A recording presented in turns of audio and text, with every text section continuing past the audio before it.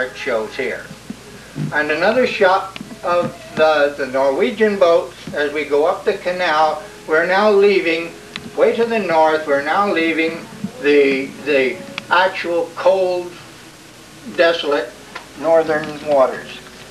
And now, there, you get that? Yeah. The lower archipelago of Chile and started to go north.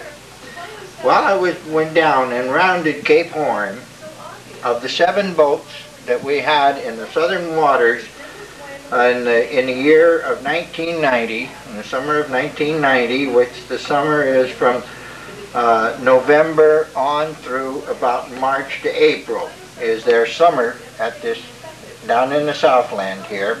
I was issued by the commanding officer of the Chilean Navy a certificate of accomplishment for going down around the Cabo de Horn and showing where the Isla de Horno is located, and then back up. And that was the area that I made in down through this area and showed you on the larger chart. But I was the only boat that was issued this certificate during the year 1990. And the other boats that were with me, we took this and we whited out the name Duncan McGregor, Yacht USA, Nordica. The 23rd of December was the date of which I was down around the Cape Horn and made contact with the men at Cape Horn. And so they issued this lovely, what we called our diploma, after graduating from one of the roughest sea areas in the world. And as I said, I was the only person issued this. We made copies of it for the other boats, but this is the only original one issued by the Chilean Navy during 1990.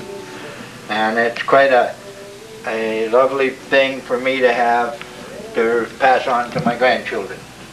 Now this other chart showed us going down around, back up through the Straits, Cockburn Canal, up through the Straits of Magellan, and then the ice pictures that we saw that took us up through, all through these waterways to approximately 600, almost 700 miles up to the end here into the Gulf of the Piñas.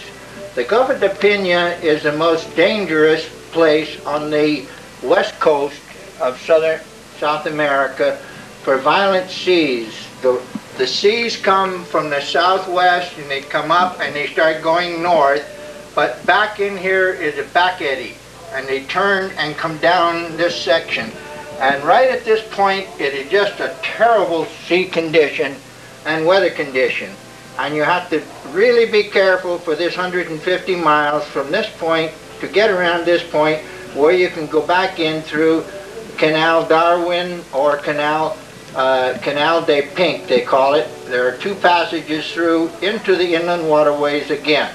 But at this point you must go out around the Cape and the point there, and it is a very, very bad place, one which you must take your time and wait for fair weather. You're actually out only 150 miles of open sea, but it can be very vicious. The tides here are in the 20 to 30 foot class, so that you have heavy tidal currents and everything going in and out of these waterways. And of course the resultant sea build-ups because of this are really horrendous. Then you can go up further on, up through the inland waterways, past some more glaciers, and up into the Isla Chiloé, which is this section, this island in here, and which is very much like our country out here of Portland, Oregon, the rural communities of agriculture, cows, lots of stores. There are lots of harvesting, fish harvesting, and that sort taking place in this area. And you come up to Portimont. Portimont is the most southern city of any magnitude of all of the traffic that goes into the south. Everything originates coming down south at Portamont as it does over here in Mar del Plata. So that you have kind of a line across here. This is the end really of civilization, and everything from here all the way south then becomes a very remote area, other than for the small city of Punta Arenas on the Straits of Magellan, and Ushuaia and Port Williams down on the Beagle Canal to the south. And now as I came out of there, you go through a very heavy current place. You must adjust yourself, your time with the tides to go through this canal and back out into the ocean, and then you come north to a point at Valdivia. And Valdivia, you can go about 20 miles up the river to the city of Valdivia, which I spent almost 30 days in Valdivia. It's beautiful and everything. There are fish, fresh water up there, lots of trout fishing, and some lakes way up in the back that you can go as you go. The face of the Andes Mountains comes right down through the center area, close to the shore here.